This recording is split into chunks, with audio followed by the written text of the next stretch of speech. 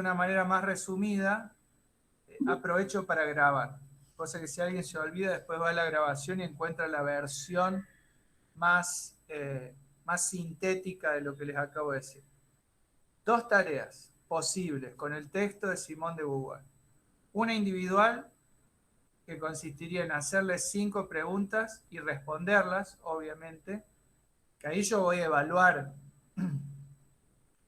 qué tal está la pregunta, también si era una pregunta que se podía llegar a responder con el texto, porque ahí también ustedes tienen que, les conviene hacer preguntas que se puedan responder con el texto.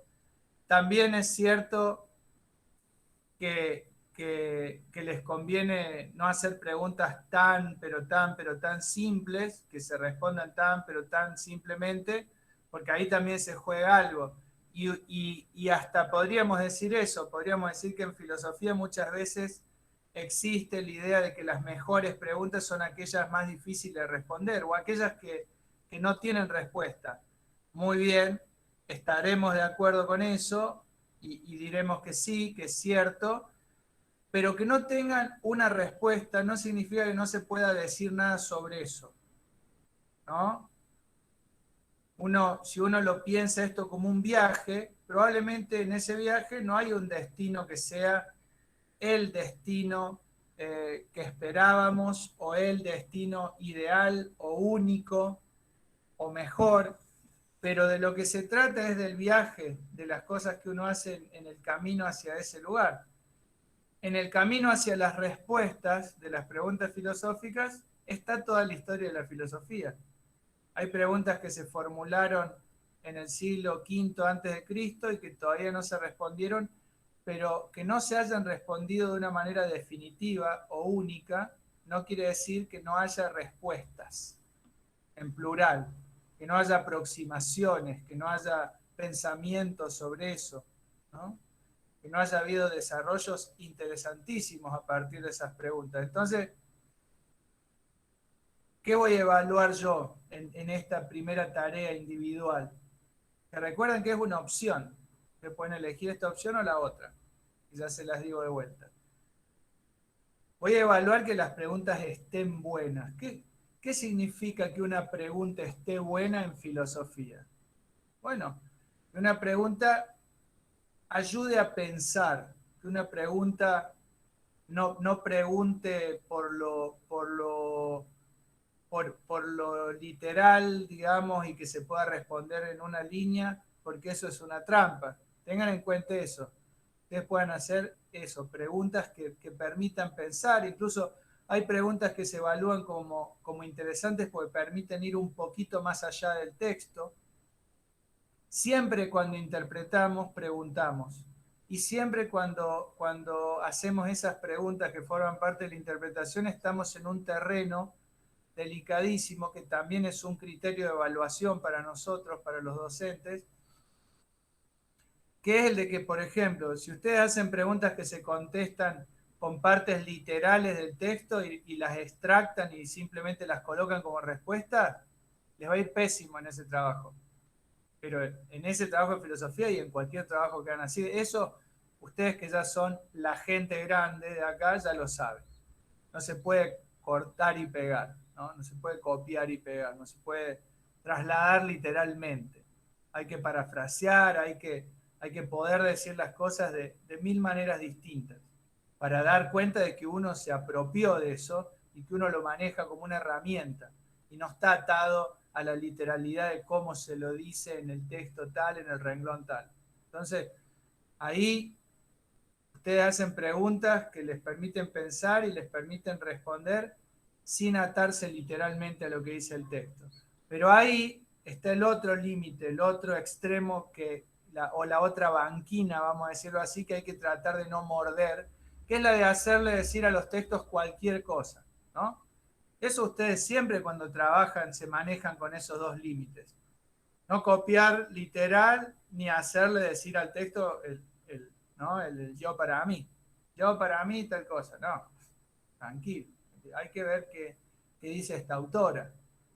Y qué podemos especular a partir de lo que dice, tiene que quedar claro cuándo estamos interpretándola, cuándo estamos especulando nosotros o arriesgándonos a avanzar un poco más allá del texto, pero diciendo, sería razonable, con las categorías de la autora se podría decir esto, manejar esos registros de la vacilación es importante también. Esa sería una tarea, hacerle 5 preguntas al texto y responderlas. Ahí yo voy a evaluar las preguntas y las respuestas. Esa sería la opción individual. La opción grupal sería de a 2, sería reconocer las tesis principales del texto. Yo me manejaría solo con la introducción, les digo, y argumentar a favor y en contra, que a una o uno de ustedes les toque argumentar a favor y a otra u otro les toque argumentar en contra. Y les repito, que eso sea independiente y en lo posible separado de sus convicciones personales, de sus creencias personales. Que es un ejercicio que tiene algo que ver con la conversación que tuvimos con ustedes la semana pasada. La conversación que tuvimos con ustedes la semana pasada era una intervención, por supuesto, y era algo del orden de la convivencia. Pero también pretendíamos nosotros que sea algo del orden del pensamiento. Y algo de lo que conversamos en la clase pasada tiene que ver con ese interés nuestro por empoderarles, digamos, porque no nos necesiten, porque ya dejen de necesitarnos, a nosotros, sus profes y a cualquier otro adulto, digamos, que ya puedan defenderse, puedan discutir, puedan valerse por su propio entendimiento. Entonces, ahí está este ejercicio que es interesante.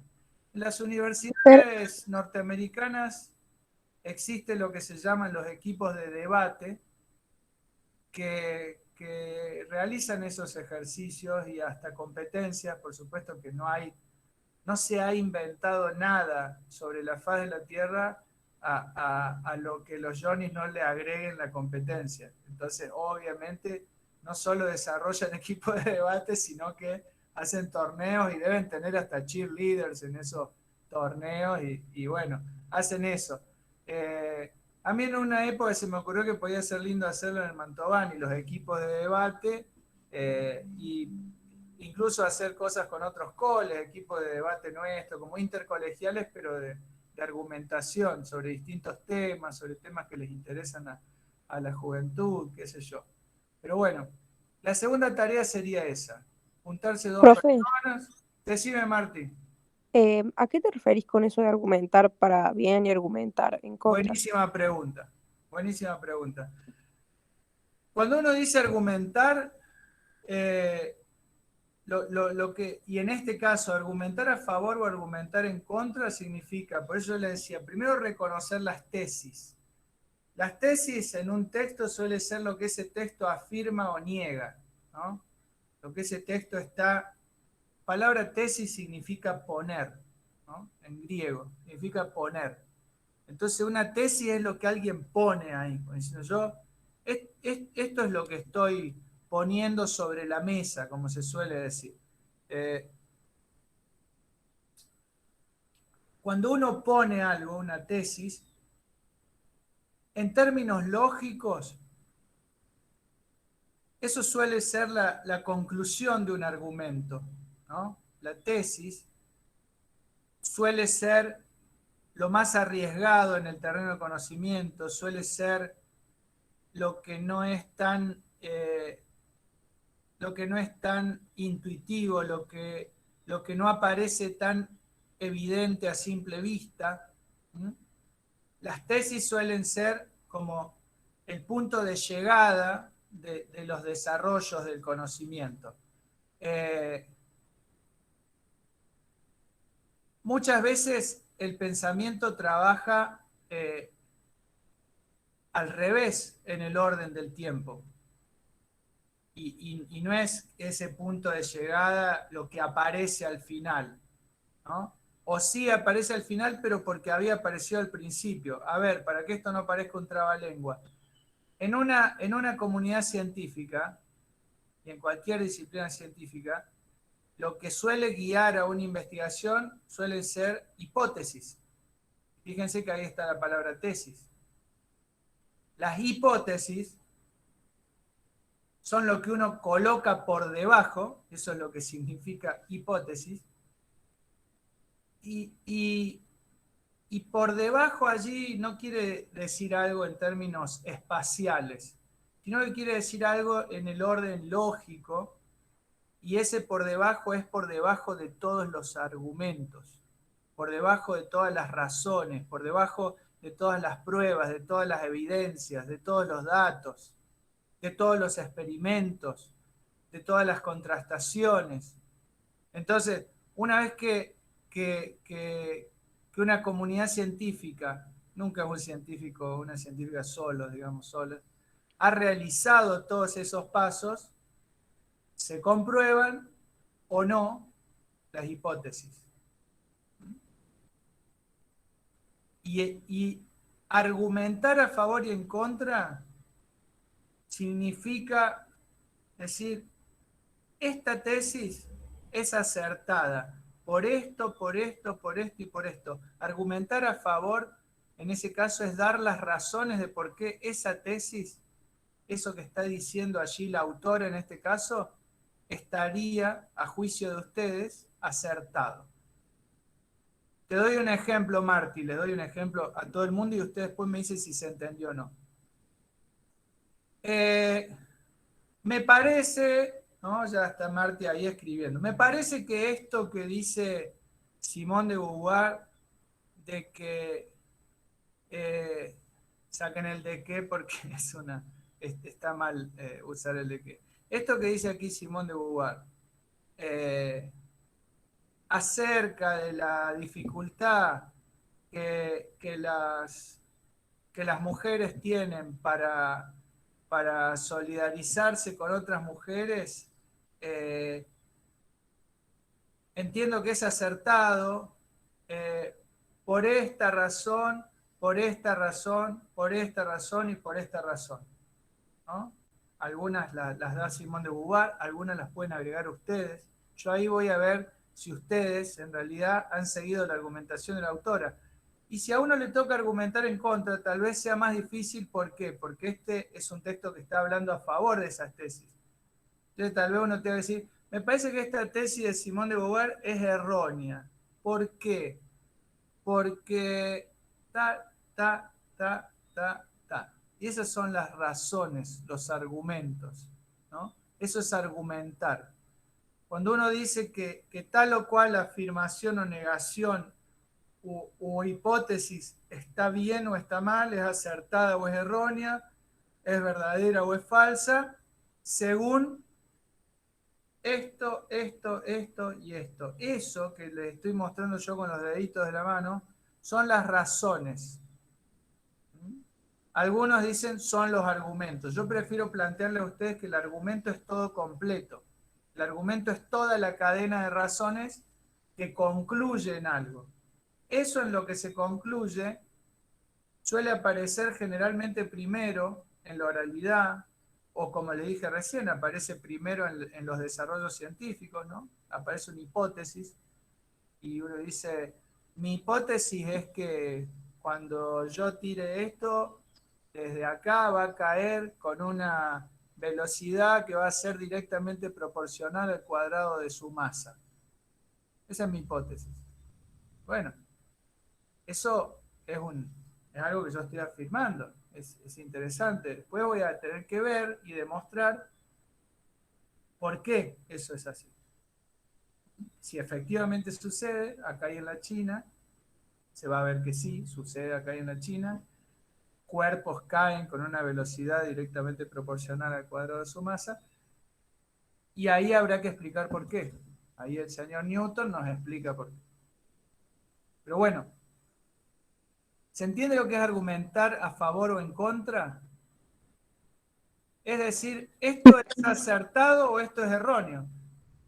Les voy a hacer el ejercicio de que discutan, vamos a decirlo así, Martí, les voy a hacer el ejercicio de que discutan con Simone de Beauvoir alguien defendiéndola y alguien atacándola, si se quiere. Están pésimamente usados los términos, porque no es atacar, es intentar refutar, cuestionar, señalar errores. Nada de eso es atacar. Nosotros solemos plantearlo en esos términos bélicos, yo se lo digo así para que sea más intuitivo, pero está mal. En realidad, cuando uno discute, discute. Pues se puede dar un abrazo después. Esa es la idea, de eso hablamos también la semana pasada. Pero es hacer ese ejercicio. Es hacer ese ejercicio, y que a mí me parece interesante con este condimento extra del flip the coin, digamos, del azar, que es, les diría, es el ingrediente que más me interesa, que alguna o alguno de ustedes le toque argumentar a favor o en contra de algo en lo que cree, digamos, o de algo en lo que no cree, ¿no? Por ahí les toque argumentar a favor de la tipa cuando íntimamente están en contra, o que les toque argumentar en contra de la tipa cuando íntimamente están a favor. Ese ejercicio a mí me parece que es muy interesante. Que yo lo veo como un ejercicio algo más que filosófico, ¿no? Ya lo veo como un ejercicio ciudadano, les diría, político en el más noble sentido de la palabra, justamente. Cuando ustedes escuchan a los adultos hablando de politiquería, fíjense que si les preguntan a cualquiera de los adultos con los que conversan, les van a dar una definición de politiquería que es muy claramente lo inverso de lo que estamos definiendo acá como política, ¿no? Esta idea de Pericles, de ser capaz de incorporar los otros pensamientos, no para aceptarlos, no para darles la razón, pero sí incorporarlos, comprenderlos, tener presente, tener claridad sobre lo que piensa el resto, ¿no? Conocerlo, ¿m? Ser capaz de discutirlo con razones. Bueno, la politiquería, si le preguntan a cualquiera de sus mayores, le van a decir que es lo contrario, es el ejercicio de oponerse a algo simplemente porque tiene otro color político, o de apoyar algo simplemente porque tiene un determinado color político. Eso partidismo también se llama, eh, tiene distintos nombres, y nosotros incluso lo tenemos en nuestro, en nuestro código de convivencia, como parte de lo que la escuela se propone en sus acuerdos de convivencia. Tiene que ver con que la política es importante, pero en este sentido. En la escuela la política no se trabaja en sentido partidario, se trabaja en este sentido. Por eso también yo acá tengo una apuesta que es un poquito más grande con mi materia. Dicho todo esto, agreguémosle también lo que les dije hace un rato. Yo soy uno que entiende que ustedes tienen la cabeza partida en 14 pedazos. Yo soy uno que no cree que su materia sea la más importante, pero ni de lejos, ni la única, ni que ustedes tengan que dejar la piel acá para hacer una cosa buena en filosofía. Solamente quiero proponerles un ejercicio que a aquellas y a aquellos de ustedes que puedan hacerlo, que tengan el tiempo para hacerlo, que no tengan la cabeza tan estallada, o las revoluciones de su propio cuerpo tan subidas, tan aceleradas, y lo puedan hacer, bueno, lo puedan mínimamente disfrutar, y cuando terminen, a la vuelta de la esquina, lo puedan mirar y eso, reconocerse y gustarse. Esa sería la apuesta, que ustedes se puedan reconocer y se puedan gustar en lo que ustedes leen de sus propios escritos. No hace falta que sean doctores en nada, ni que escriban el gran tratado, ni la gran maravilla. Simplemente que se lean y digan, soy yo, y está bueno. Punto. Nada más. Una cosa, nada más ni nada menos, ¿no? Ya sé, tienen 17, 18, sé que es medio mucho en un punto. Pero bueno, sepan que también esto está dentro de la comprensión, digamos. Está dentro de la comprensión, eh, la edad de ustedes, el momento del año, las miles de dificultades que les atraviesan. Pero bueno, hasta acá, esta es mi pregunta ahora, ¿hasta acá se entienden estas dos opciones de tarea mínimamente? Yo tengo una duda, Fer. Dale, Simón. ¿La instancia esta grupal sería escrita o una reunión oral y que sea una charla y un debate, digamos? A mí me gustaría que las dos instancias tengan su momento oral. Que hagamos por separado, digamos. Que nosotros, yo tenía, y acá se va a enojar conmigo Martina, seguro, yo tenía el plan de que leamos a Nietzsche este año y yo les hice todo un esquema, le dije vamos a tener 7 clases de Simón de Beauvoir. No, teníamos 7 clases, le dije vamos a tener 4 de Simón de Beauvoir, 3 de Nietzsche y después incluso vamos a tener tiempo para retomar con los que me deben cosas. Bueno, podía fallar eso, ese cronograma tan suizo y falló porque yo más que decir falló, hicimos otras cosas que también son valiosas. Nos demoramos, las demoras yo creo que fueron buenas demoras. Nos tomamos tiempo para otras cosas, como la semana pasada, que para mí eh, era importante. Eh, Entiendo que para ustedes tampoco fue una pérdida de tiempo. Ojalá que para ustedes no haya sido una pérdida de tiempo lo de la semana pasada. Y, y bueno, esto que pregunta Simón, a mí me gustaría que esta tarea esté, qué sé yo, en el día que a ustedes les quede mejor de los últimos días de noviembre, ¿no?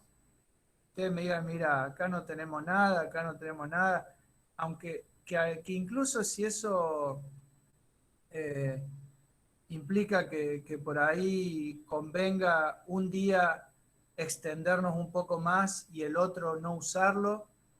Yo, por ejemplo, sé que el jueves 26, si no me equivoco, a ver, o el jueves o viernes, que es 26. No, el 27 creo que era. Ustedes tienen siempre con Sandra antes que conmigo, ¿no es cierto? Sí. Hay uno de esos días, creo que es el 27, que Sandra me pidió para poder hacer una instancia oral con ustedes. Me pidió si yo podía aceptar que algunas o algunos de ustedes entraran más tarde, se demoraran. Le dije, por supuesto. Eh, cuanto más tiempo tengan, digamos, siempre es mejor. Eh, tendríamos que buscarle, tendríamos que buscarle, Simón, la oportunidad de este asunto, porque ¿cuál es la intención?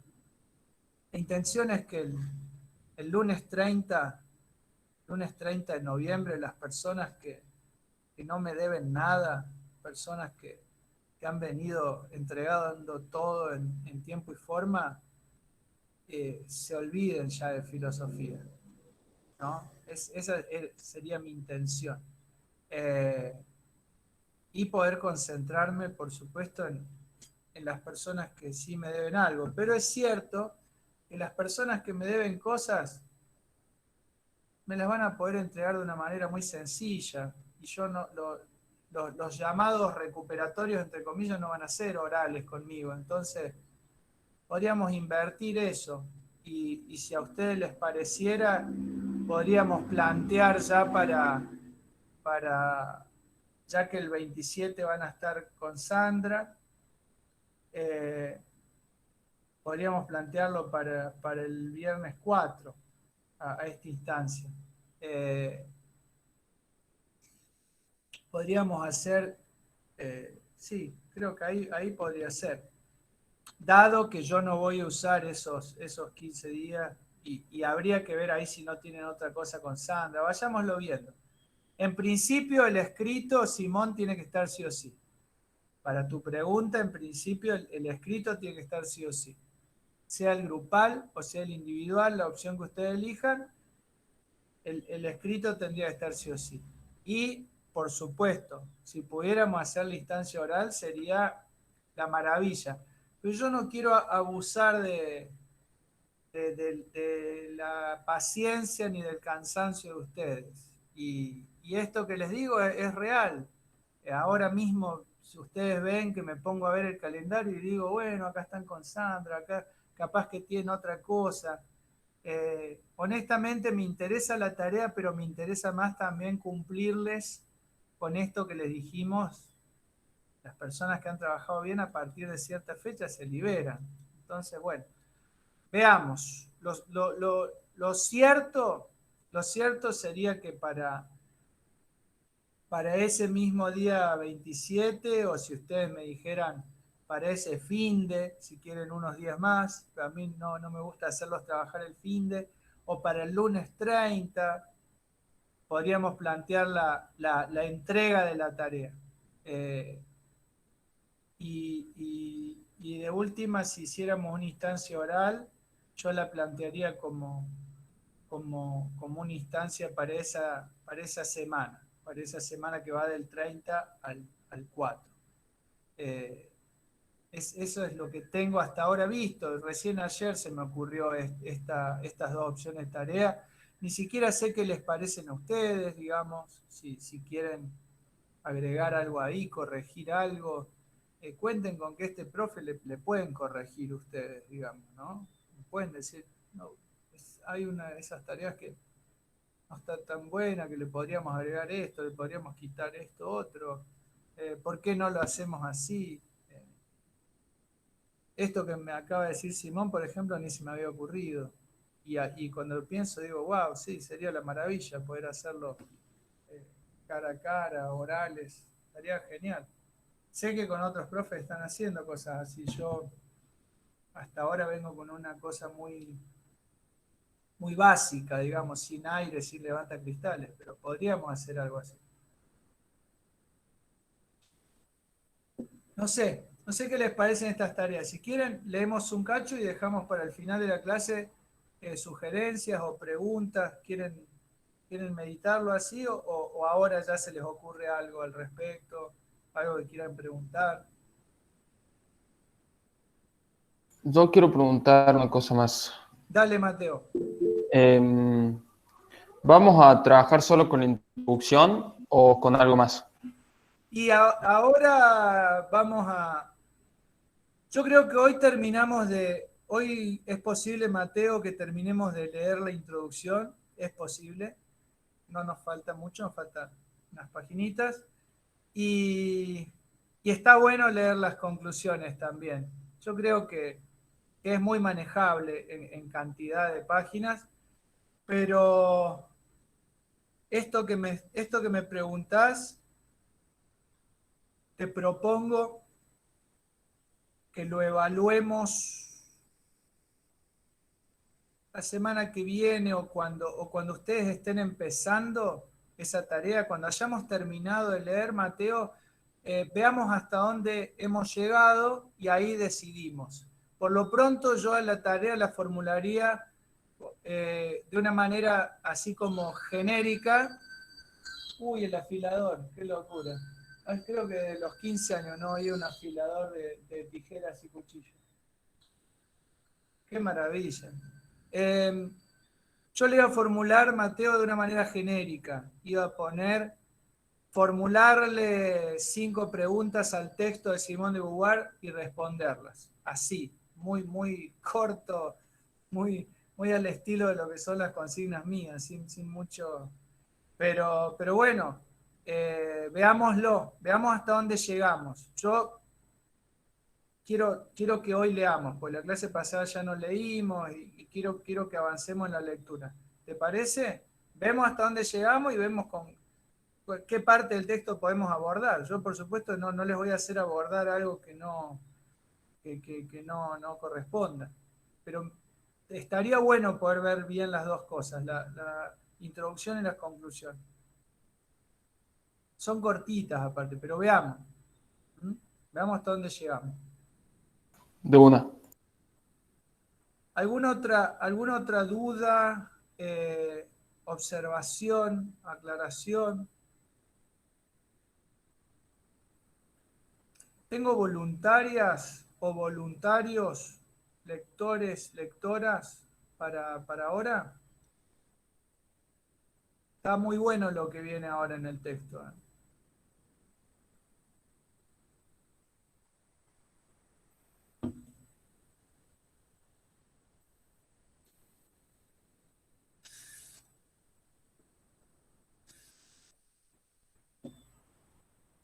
Les aviso que yo cuando sea viejo voy a mirar estos videos y por supuesto la parte donde hablo yo la voy a adelantar.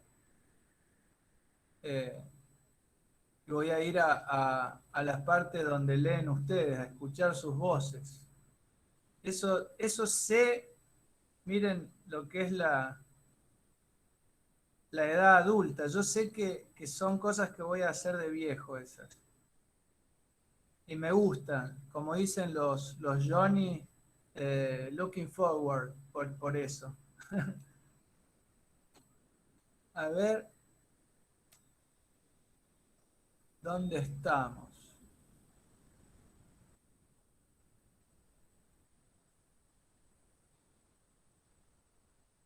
Ta, ta, ta, ta, ta. Si yo no me equivoco,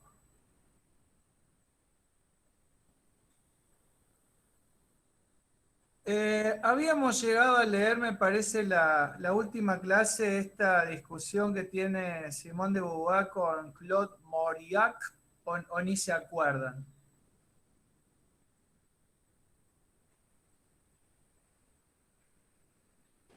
Yo no me acuerdo, por lo menos. ¿Qué página es? Estaba en la página 9, o me adelanté mucho.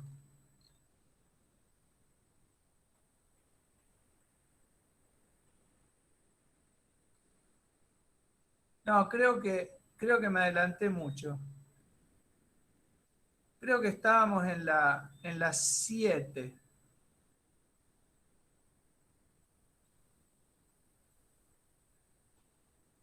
A ver.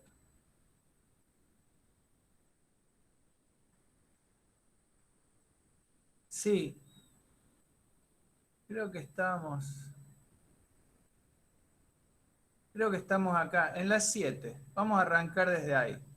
Pero bueno, tengo lectores, pues si no, todo esto es en vano, toda esta búsqueda bibliográfica que estoy haciendo.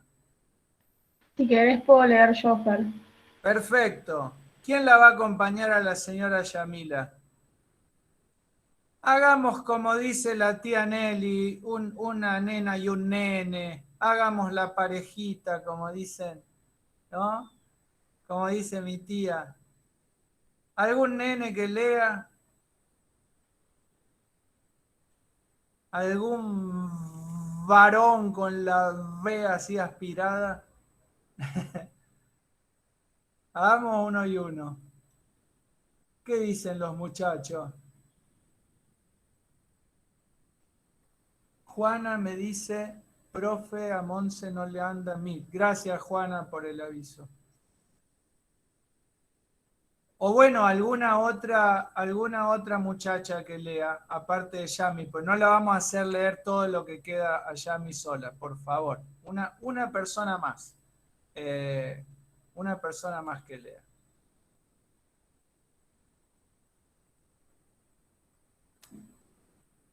¿Cómo ganan minutos con estos silencios? Malditos y malditas. ¿Cómo ganan tiempo con esto? Es algo que lo saben hacer. En los cursos más chicos no la tienen tan claro como ustedes para robar minutos de clase. Pero bueno, es el oficio de ser estudiante. Vamos, jóvenes. ¿Quién va a leer aparte de Yami? Se han ido a hacer las compras y dejaron su foto ahí. Yo leo también, Fer. Muchísimas gracias, joven. Muchísimas gracias, Simón. Bueno, dale, Yami. Fíjate si se ve bien. Sí, se ve re bien. Perfecto. Vamos desde allí entonces. ¿Se me escucha bien? Perfecto. Oye. Estas preguntas distan mucho de ser nuevas y ya se les ha dado numerosas respuestas, pero precisamente el solo hecho de que la mujer sea lo otro refuta todas las justificaciones que de ello pueden haber presentado jamás los hombres, ya que evidentemente les eran dictadas por su propio interés. Todo cuanto sobre las mujeres han escrito los hombres debe tenerse por sospechoso, puesto que son juez y parte a la vez. Dijo en el siglo XVII Pauline de la Barre, feminista poco conocido. Por doquier, en todo tiempo, el varón ha ostentado la satisfacción que le producía sentirse rey de la creación. Bendito sea Dios, nuestro Señor y Señor de todos los mundos, por no haberme hecho mujer, dicen los judíos en sus oraciones matinales. Mientras sus esposas murmuran con resignación, bendito sea el Señor que me ha creado según su voluntad. Entre los beneficios que Platón agradecía a los dioses, el primero era que le hubiesen creado libre y no esclavo. El segundo, hombre y no mujer. Pero los varones no habrían podido gozar plenamente de ese privilegio si no lo hubiesen considerado fundado en lo absoluto y en la eternidad. Del hecho de la supremacía han procurado derivar de un derecho. Siendo los hombres quienes han hecho y compilado las leyes, han favorecido a su sexo y los jurisconsultos han convertido las leyes en principios. Añade Pauline de la Barre, legisladores, sacerdotes, filósofos, escritores y eruditos, todos ellos se han empeñado en demostrar la condición subordinada de la mujer, demostrar que la condición subordinada de la mujer era voluntad del cielo y provechosa para la tierra. Las religiones inventadas por los hombres reflejan esa voluntad de dominación. Han sacado armas de las leyendas de Eva, de Pandora, han puesto la filosofía y la teología a su servicio, como se ha visto por las frases de Aristóteles y de Santo Tomás que hemos citado. Desde la antigüedad... Perdona que te interrumpo, Yami. ¿Sí? ¿Me dejan contarles una sola cosa por las dudas de que no se las hayan contado? Yo ya les había dicho que yo no iba a hacer esto, pero solamente me acordé recién y creo que les puede interesar por lo que viene leyendo Yami. Hay un mito hebreo, a ver, dejo de compartir un momento. Hay un mito hebreo recogido por un escritor británico muy interesante, se llamó Robert Graves. A ver, de paso aprovecho para mostrarles mi bermuda verde. Este señor, Robert Graves, que editó este volumen de los mitos griegos, editó también un volumen de los mitos hebreos. Y dentro de ese volumen de los mitos hebreos cuenta la historia de Lilith.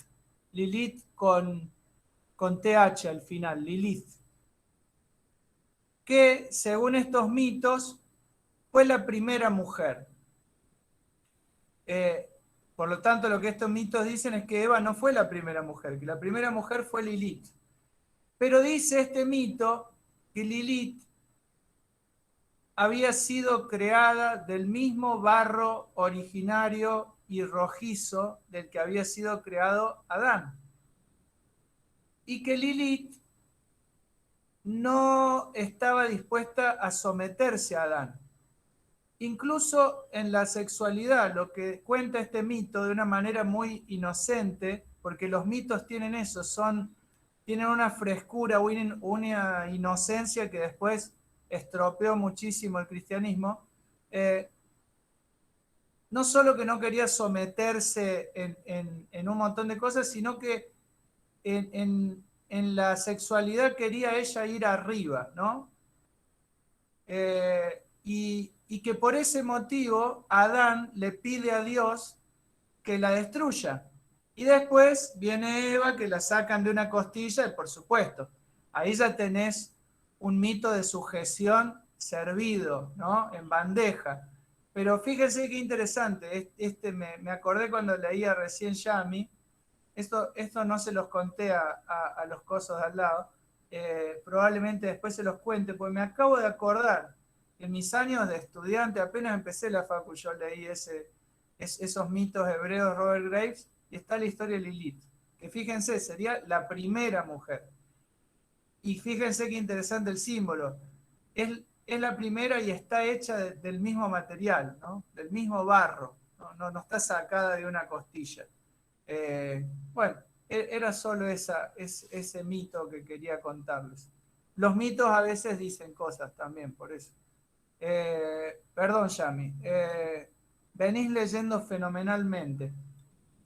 Decí que está Simón, porque si no te explotaría para que leas hasta las y 20. Pero te vamos a reemplazar después con Simón, quédate tranquilo. Dale. Pero un cacho más ahora sí, por favor. Una página más, por favor.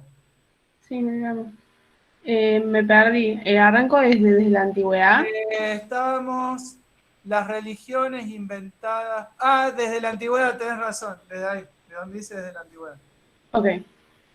Desde la antigüedad, satíricos y moralistas se han complacido en trazar el cuadro de las flaquezas femeninas. Conocidas son las violentas requisitorias que contra ellas se han dirigido a través de toda la literatura francesa. Monterland recoge con menos inspiración la tradición de Jean de Meung. Semejante hostilidad parece a veces fundada, a menudo gratuita. En verdad, recubre una voluntad de autojustificación más o menos hábilmente enmascarada. Es más fácil acusar a un sexo que excusar al otro, dice Montaigne. En ciertos casos, el proceso es evidente. Resulta significativo, por ejemplo, que para limitar los derechos de la mujer, el Código Romano invoque la imbecilidad y la fragilidad del sexo, en el momento en el que, por debilitamiento de la familia, aquella se convierte en un peligro para los herederos varones. Resulta chocante que en el siglo XVI, para mantener bajo tutela a la mujer casada, que se apele a la autoridad de San Agustín, declarando que la mujer es una bestia que no es firme ni estable, en tanto que a la soltera se la reconoce con capacidad para administrar sus bienes. Montaigne comprendió perfectamente lo arbitrario e injusto de la suerte asignada a la mujer. Las mujeres no dejan de tener razón en absoluto cuando rechazan las normas que se han introducido en el mundo, tanto más en cuanto han sido los hombres quienes las han hecho sin ellas. Naturalmente, entre ellas y nosotros hay intrigas y querellas. Pero Montaigne no llega hasta el extremo. Perdón, Yami. Está bien. Ahí estoy moviendo. Ese Montaigne era el escritor favorito de Nietzsche. Es un escritor del siglo XVI. Michel de Montaigne. Ahí está. Ahí está, ¿no es cierto? Sí. Pero Montaigne no llega hasta el extremo de erigirse en su campeón. Solamente en el siglo XVIII, hombres profundamente demócratas encaran la cuestión con objetividad. Diderot, entre otros, se propone demostrar que la mujer es un ser humano igual que el hombre. Un poco más tarde, Stuart Mill la defiende con ardor. Pero estos filósofos son de una imparcialidad excepcional. En el siglo XIX, la cuestión del feminismo se convierte nuevamente en cuestión de partidos. Una de las consecuencias de la revolución industrial fue la participación de la mujer en el trabajo productor. En ese momento, las reivindicaciones feministas se salen del dominio teórico, encuentran bases económicas. Sus adversarios se vuelven más agresivos. Aunque la propiedad de bienes raíces fuera en parte destronada, la burguesía se aferra a la vieja moral, que ve en la solidez de la familia la garantía de la propiedad privada, y reclama a la mujer en el hogar tanto más ásperamente cuanto su emancipación se vuelve una verdadera amenaza. En el seno mismo de la clase obrera, los hombres intentaron frenar esta liberación, puesto que las mujeres se les presentaban como peligrosas competidoras, tanto más cuanto que estaban habituadas a trabajar por bajos salarios. Para demostrar la inferioridad de la mujer, los antifeministas apedrearon entonces no solo la religión, la filosofía y la teología como antes, sino también a la ciencia, biología, psicología experimental, etc. A lo sumo, se consentía en conceder al otro sexo la igualdad en la diferencia. Esta fórmula, que ha hecho fortuna, es muy significativa. Es exactamente la que utilizan a propósito de los negros en Norteamérica las leyes Jim Crow. Ahora bien, esta segregación supuestamente igualitaria no ha servido más que para introducir... Ahí muevo, para. Sí, te acuerdo. Jim Crow, desde ahí está. Ahora bien, esta segregación supuestamente igualitaria no ha servido más que para introducir las discriminaciones más extremadas. Esta coincidencia no tiene nada de casual, ya se trate de una raza, de una casta, de una clase, de un sexo, reducidos a una situación de inferioridad, los procesos de justificación son los mismos. El eterno femenino es homólogo del alma negra y del carácter judío. Por otro lado, el problema judío en su conjunto es muy diferente de los otros dos. Para el antisemita, el judío no es tanto un ser inferior como un enemigo, y no le reconoce en este mundo ningún lugar que le sea propio. Más bien, lo que desea es aniquilarlo. Sin embargo, hay profundas analogías entre la situación de las mujeres y la de los negros. Unos y otros se emancipan hoy de un mismo paternalismo, y la que en otros tiempos, casta de amos, quiere mantenerlos en su lugar, es decir, en el lugar que ha elegido para ellos. En ambos casos se deshace en elogios más o menos sinceros sobre las virtudes del buen negro, del alma inconsciente, pueril, reidora, del negro resignado y de la mujer verdaderamente mujer, es decir, frívola, pueril, irresponsable. La mujer sometida al hombre.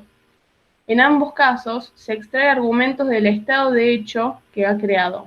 Conocida es la ocurrencia de Bernard Shaw. El norteamericano blanco, dice en sustancia, relega al negro a la condición de limpiabotas, y de ello deduce que solo sirve para limpiar las botas. Se tropieza con este círculo vicioso en todas las circunstancias análogas. Cuando un individuo o grupo de individuos es mantenido en situación de inferioridad, el hecho es que es inferior, pero sería preciso entenderse sobre el alcance de la palabra ser. La mala fe consiste en darle un valor sustancial cuando tiene un sentido dinámico hegeliano. Ser es haber devenido, es haber sido hecho tal y como uno se manifiesta.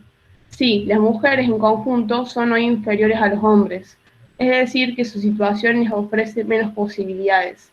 El problema consiste en saber si semejante estado de las cosas debe perpetuarse. Ahí está. ¡Wow!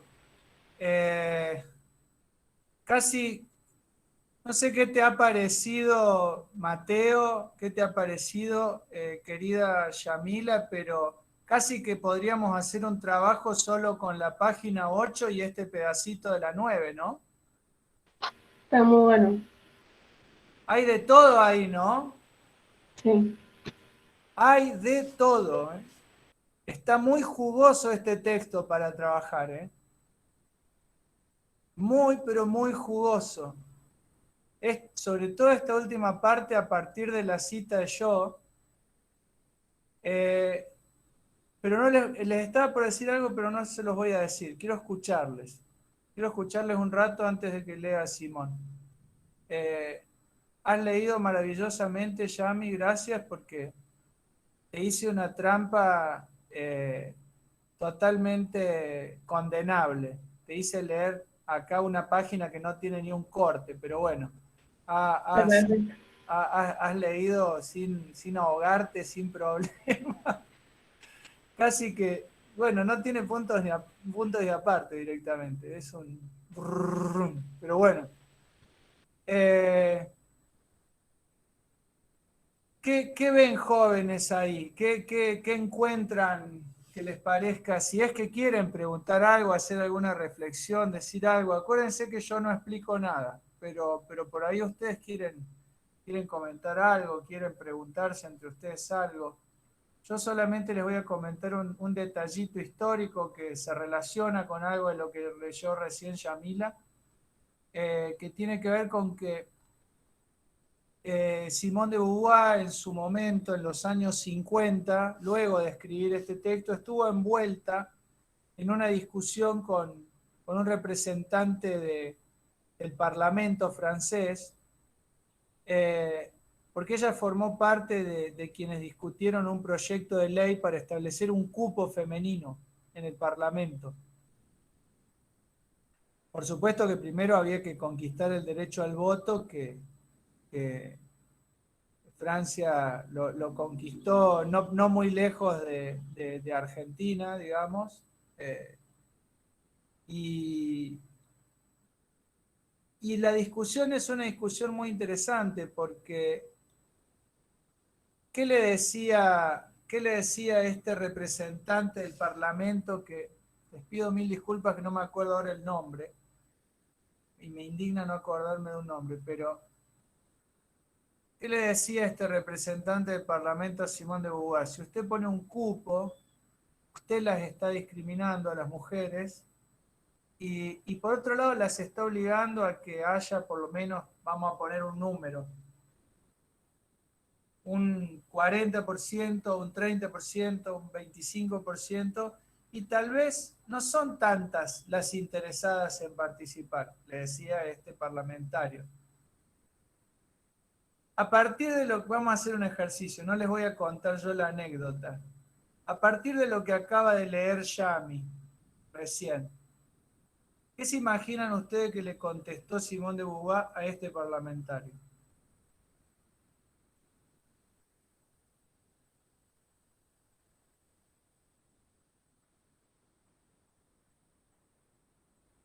¿Qué es lo que decía el parlamentario? Si vos ponés un cupo, vos las estás discriminando. No tiene por qué haber un cupo. Que se presenten las que quieran presentarse y van a ser elegidas por el voto popular como cualquiera. No hace falta poner que sí o sí tiene que haber al menos un 25% de mujeres, porque puede ser menos, puede ser solo un 10% en la totalidad de quienes quieren presentarse a esos cargos electivos. ¿Se entiende el argumento del tipo? El tipo decía, ¿para qué poner un cupo? Nosotros le reconocemos la igualdad, que se presenten y participen. ¿Qué se imaginan ustedes que le contestó? Primero díganme si entienden lo que dice este parlamentario, cuál es el argumento de él, ya que quiero retomar lo que preguntaba hace un rato Martina, ¿qué sería argumentar? Bueno, ¿qué se imaginan que le contestó Simón de Beauvoir? Teniendo en cuenta lo que acaba de leer Jan. Para mí sería que si primero no se conquista el derecho al sufragio, nadie la votaría a esa mujer. Pero ya estaba conquistado. Ya estaba conquistado, Joaco. Vos imaginate este escenario. Ya está conquistado el derecho al sufragio, ¿no? Recién conquistado. Vamos a decir eso, que también es importante lo que dice Joaquín para agregarlo en este sentido. Está conquistado el derecho al sufragio, pero hace 5 minutos. Eso es importante también, este detalle. Hace muy poquito. Se conquistó el derecho al sufragio y ahí Simón de Beauvoir, otra gente, presentaron un proyecto que dicen, che, queremos que haya por lo menos un 25% o un 20%, no me acuerdo cuánto era, de representación de mujeres en la Cámara en el Parlamento. Cámara de Diputados, de Senadores, como ustedes quieran llamarle, en el Parlamento, vamos a decirlo en términos genéricos. Y el tipo este le dice, ¿por qué un cupo? Nosotros las aceptamos. ¿Por qué le vas a poner un cupo? ¿No? Vos las estás discriminando. ¿Qué le pudo haber respondido Simón de Beauvoir? Capaz que al decir eso es como que está asumiendo que actualmente, o en ese momento, la mujer tenía igualdad de condiciones que el hombre. Entonces, si vos supones que la mujer, o sea, él no creía que haya que poner un cupo a la mujer porque decía que la mujer es igual al hombre, y al ponerle el cupo él está discriminando, pero en realidad, si vos no entendés de que la mujer fue históricamente discriminada, puesta en un lugar inferior, ahí sos vos el que está discriminando. Hay que entender de que por toda esa historia de discriminación es que actualmente la mujer no tiene tanto lugar en la política capaz. Y que si vos no das esos lugares en donde se les dé un privilegio, por decirlo, o más acceso a esos derechos, la mujer probablemente no les puede ocupar porque tiene todo un sistema detrás que le va a seguir diciendo que no es capaz de hacerlo.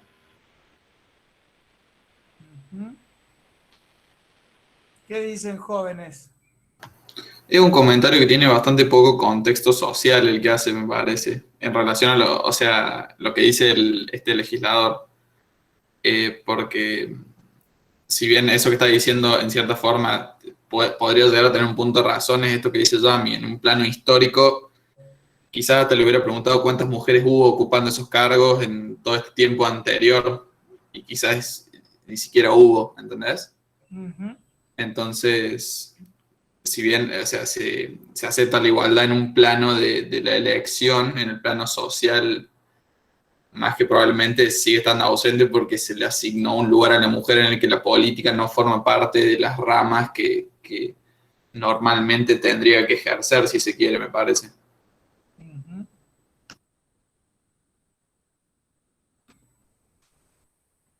¿Qué dicen jóvenes?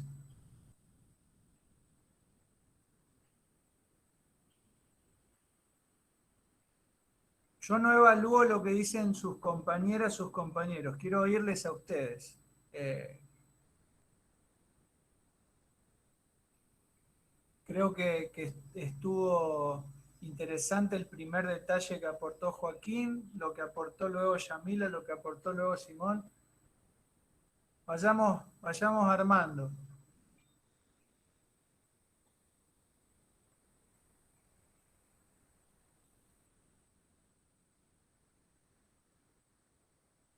Me parece, Simón, que te voy a tener que contratar para el viernes que viene para leerte. Porque estoy viendo, son las 12:13 ya. Qué locura. Tengo un problema con la irreversibilidad del tiempo, che. ¿Se les ocurre algo más? ¿Están de acuerdo con lo que han dicho sus compañeros? ¿Tienen algo que agregarle ahí? ¿O están en contra? ¿Les parece? Me interesa escucharles. Eso es.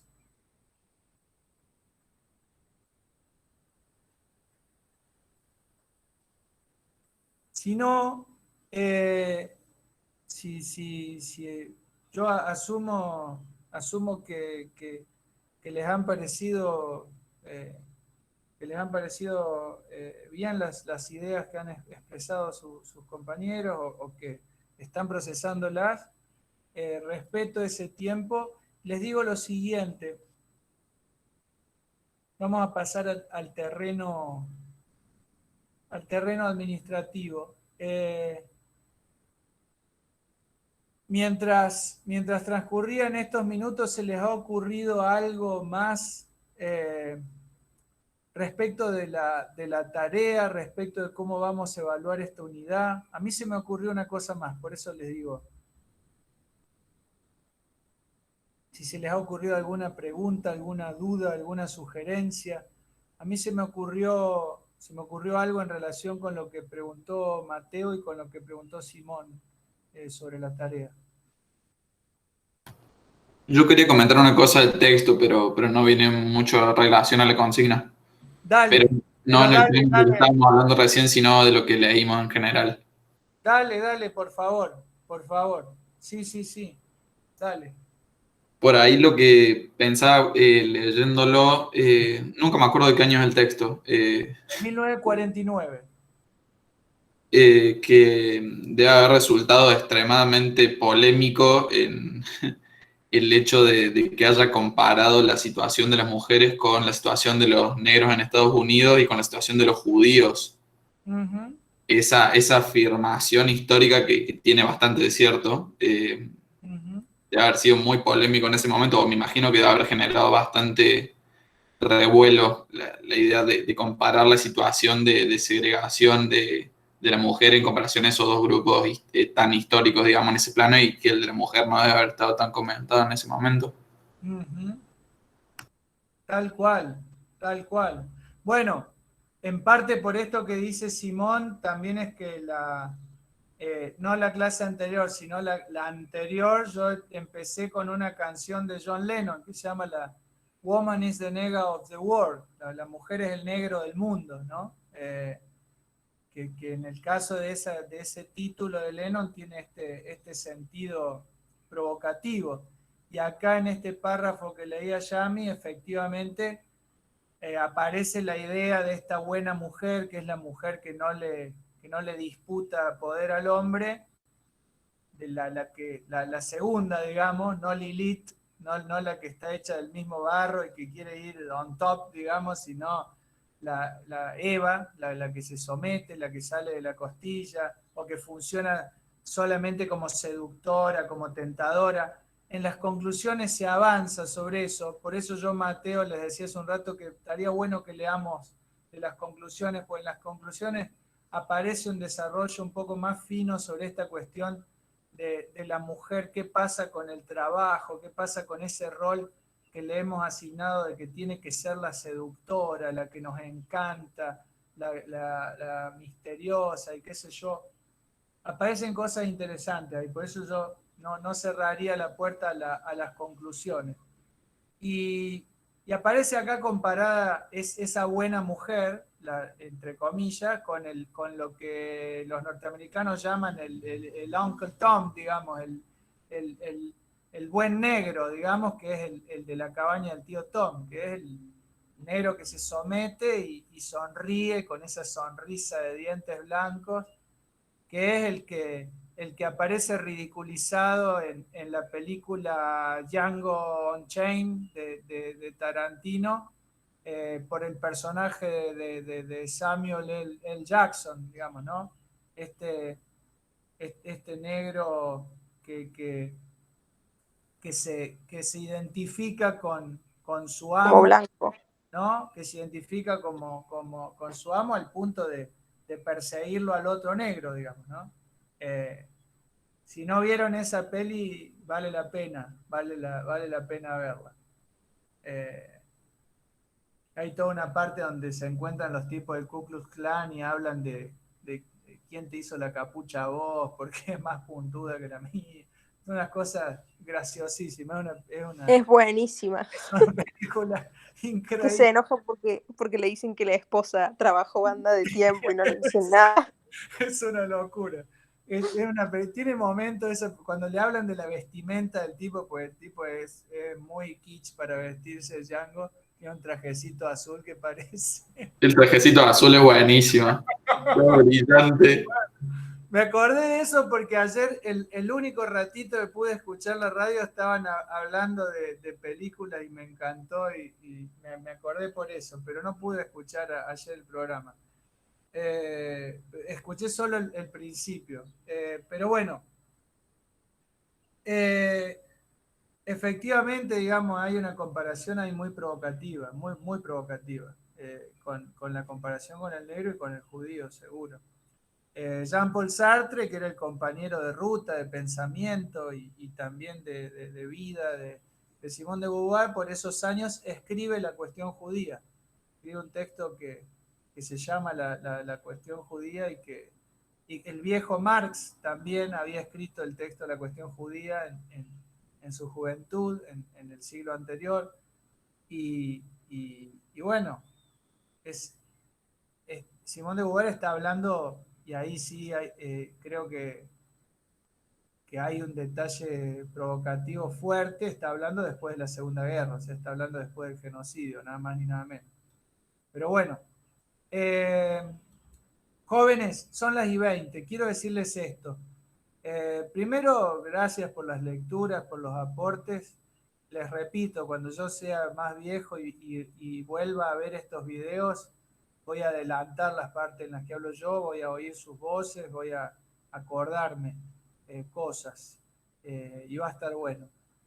Respecto de las consignas, miren lo que se me ocurrió. Espero, me dicen sí o no, o lo seguimos pensando. Se me ocurrió lo siguiente, en relación con lo que preguntaba Mateo y con lo que preguntaba Simón. Se me ocurrió hacer 2 opciones multiplicadas por 2. O sea, les repito, opción individual, hacerle 5 preguntas al texto y responderla. Opción grupal, tirar la moneda y al que le toca, como decía la señora Gaby, porque la suerte es loca. Uno argumenta a favor y otro en contra. ¿De qué? De las tesis de Simone de Beauvoir, ¿no? Por ejemplo, de la que acabamos de discutir, la que acaban de exponer recién también Yamila y Simón. Ahí tienen una tesis, digamos, y ahí toda esta cuestión de lo histórico, de es algo que la autora lo está explicando y uno puede argumentar a favor o en contra. Y se puede argumentar bien a favor y en contra. O sea, eso, hay un ejercicio ahí que vale la pena. ¿Por qué 2 posibilidades multiplicadas por 2? Porque esta es la que se me ocurrió recién para combinar lo que preguntaba Mateo, si leemos solamente la introducción o también las conclusiones. Yo quiero que leamos también parte, aunque sea de las conclusiones. Y les propongo lo siguiente. Que haya una ventaja y una obligación para cada opción. Que quienes por ahí no se animan o no quieren la instancia oral, o mirando su cronograma de cosas que tienen que hacer, en algunos casos aprendizajes que tienen que retomar, puedan entregar algunos antes y otros después, de la siguiente manera. Que pongamos como fecha el 4 de diciembre para presentar cualquiera de estas 2 tareas de manera oral. Y la persona que elija eso no me tiene que mandar ningún escrito. Tiene una ventaja ahí. No me tiene que mandar ningún escrito, pero tiene una desventaja. ¿Que cuál es? Tiene que venir en diciembre a conversar conmigo, ¿no? Y probablemente, por eso yo ahí quiero jugar con que ustedes elijan, ¿no?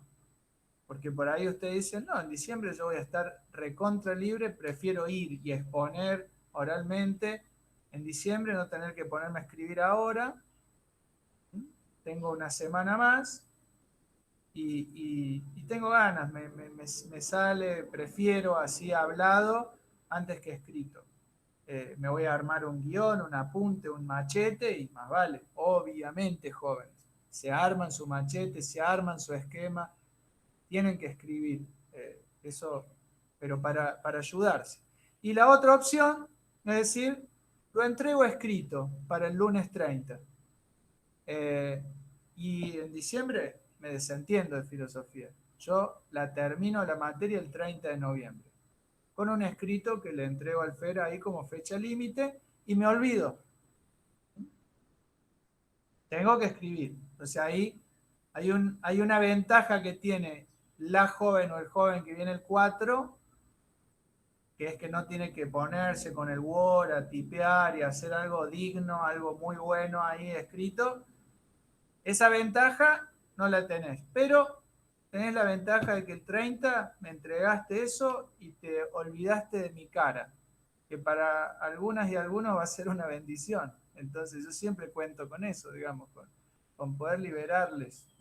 Entonces, les pregunto, ahora no le pregunto solamente a Mateo o a Simón, pregunto en general, préndanme las cámaras y háganme así o háganme así.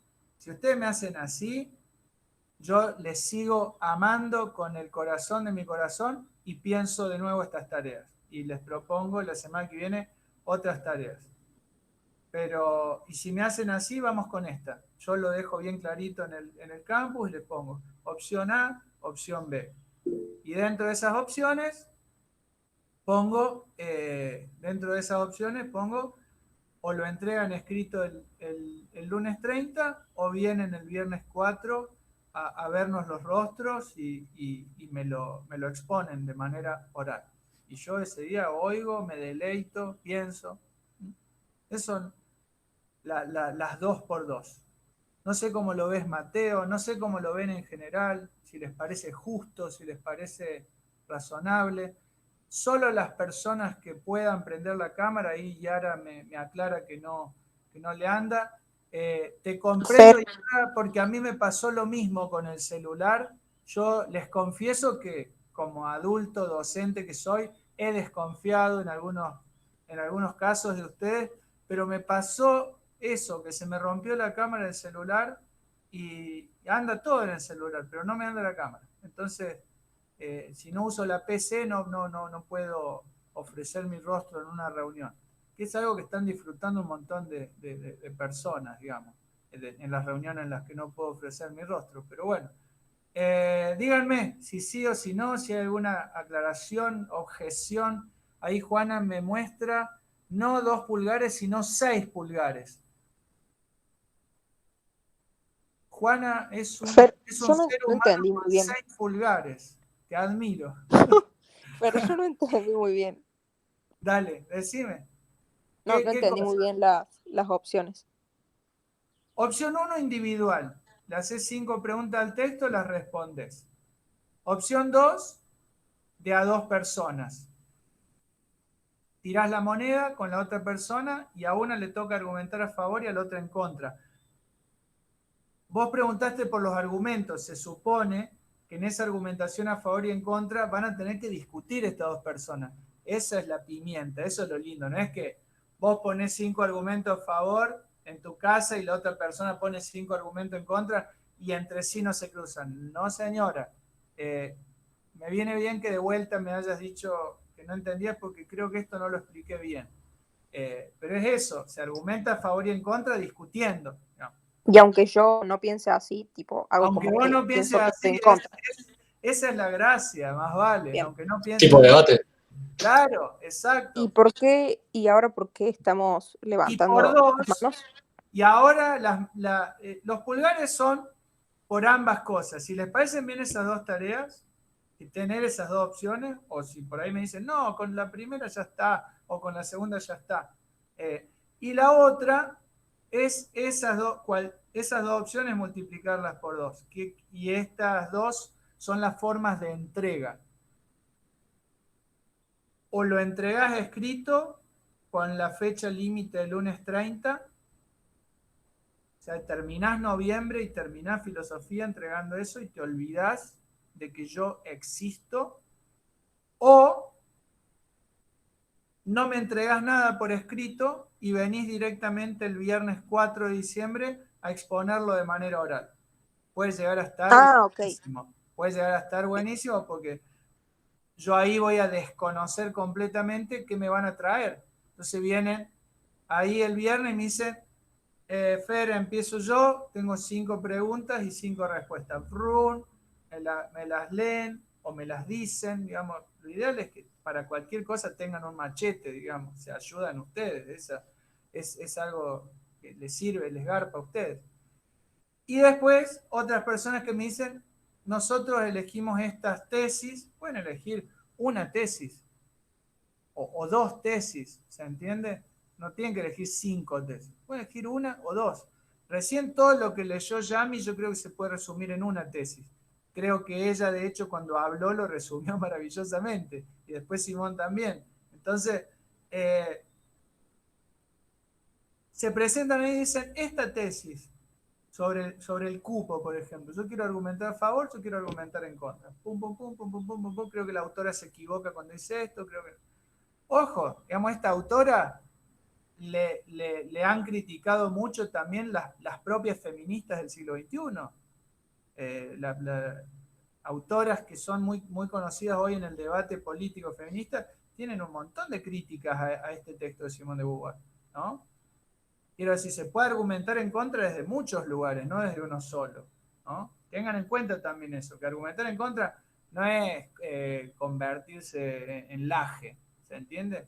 Argumentar en contra es pararse en un lugar filosófico en el que uno va a decir esto está equivocado por tal y tal y tal razón, tal y tal y tal otra razón. ¿Se entiende? A eso nos referimos, digamos, con argumentar a favor o en contra. Correrse de lo que uno cree, ¿no?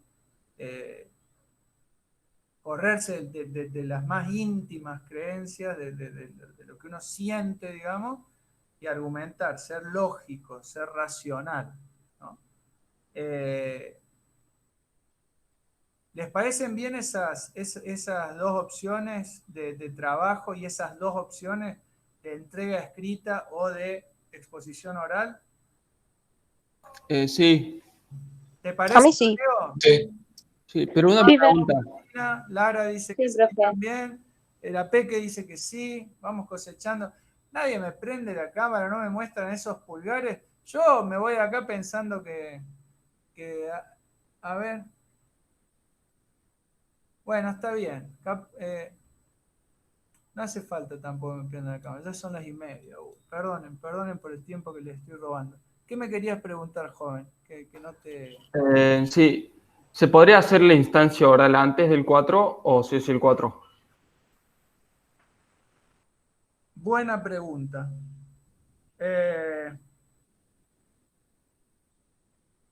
Pasa que tendría que ser el 27 y ese día están con Sandra. Yo, Mateo, imagínate que lo que estoy tratando de pensar es el calendario de ustedes y no meterles trabas. Si justo el día que yo les digo, bueno, sí, Mateo, lo podemos hacer el 27, justo ese día también tienen oral con Sandra, yo creo que no sería una sabia decisión que tengan 2 orales en un día. Bueno, Lo estoy mirando más como vice que como profe ahora. Creo que no les conviene a ustedes tener 2 orales en un día. Sería un día muy duro eso. Y yo no creo... Yo no creo que yo sea temible ni que Sandra sea temible, pero creo que vamos a pedir mínimamente que se preparen. Entonces, sería, como dice Farid, sería un día muy duro. Me parece. Y usar otros días no corresponde porque están los otros profes, las otras profes y pisarles, ¿viste? No quiero hacer macana yo ahí. Ese es el único tema, Mateo. ok. Por eso les digo, tiene una ventaja y una desventaja. Ese oral tendría la ventaja de que no me tenés que mandar previamente nada por escrito, súper pulido en un Word. Podés tener una anotación recontra criolla, recontra casera en tu casa, con fibrones, con flechas que van para acá, para allá. Una cosa que sea impresentable desde el punto de vista académico. Pero tenés la desventaja, o sea, tenés la desventaja de que va a tener que venir el 4 de diciembre. Se gana y se pierde en las dos opciones. En la de entregar el 30, ¿qué es lo que se pierde? Y que no podés tener ese apunte borrador, sino que tenés que entregar un texto en Word, un texto bien hecho, con todas las de la ley. Ese es el negocio. Por eso les preguntaba si les parecía justo el negocio, si les parece que está dentro de lo razonable lo que les propongo.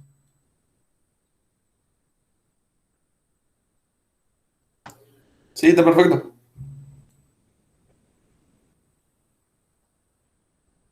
Bueno, ya hay varias y varios que me han dicho sí, pero no sé, me quedan por lo menos 20 personas que no sé qué les parece. Por mí sí.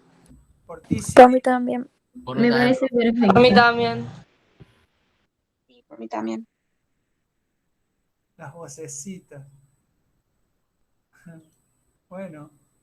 Bueno, no escuché ningún no, pero si aparece algún no y me lo quieren escribir después, me mandan un correo que diga no. Y listo. Asunto, no. Contenido de correo, no. Y yo me pongo a pensar otra cosa.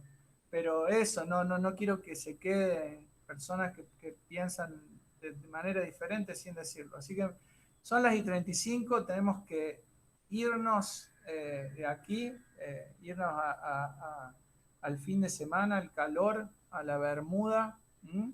Así que bueno, les deseo un buen finde. Les deseo un buen finde. Les deseo mucha suerte con este periodo de ahora de entregas, de cierres, de tareas. Cuenten conmigo si hay algún inconveniente que tenga que me corresponda intervenir a mí, resolver superposiciones, algo que no ande bien en ese cronograma. Por favor, les pido que me avisen. Somos falibles, se nos escapa constantemente la tortuga, entonces por favor cuenten con que no nos ofendemos si nos dicen que estamos equivocando algo. Queremos que les salga bien toda esta última parte del año. ¿Está? Así que cualquier cosa me llaman o me escriben. Y por favor... Estamos fuertes. Dale, profe. Dale, Fer, gracias. Perdón. Yo puse al final en el campus puse una etiqueta con las personas que tienen que retomar aprendizajes. Con casi todas ya me comuniqué, pero algunas y algunos todavía no. Así que se meten ahí en el campus, se fijan y me escriben. ¿Está? Vale, Fer. Vamos, Fer. Nos vemos. Nos vemos, buen fin de. Chao, Fer, nos vemos, buen fin de. Cuídate, Fer. Chao, Fer. Cuídense Chao, Fer. Chau, Fer, que está buen Nos fin de. vemos. Cuídate, nos vemos.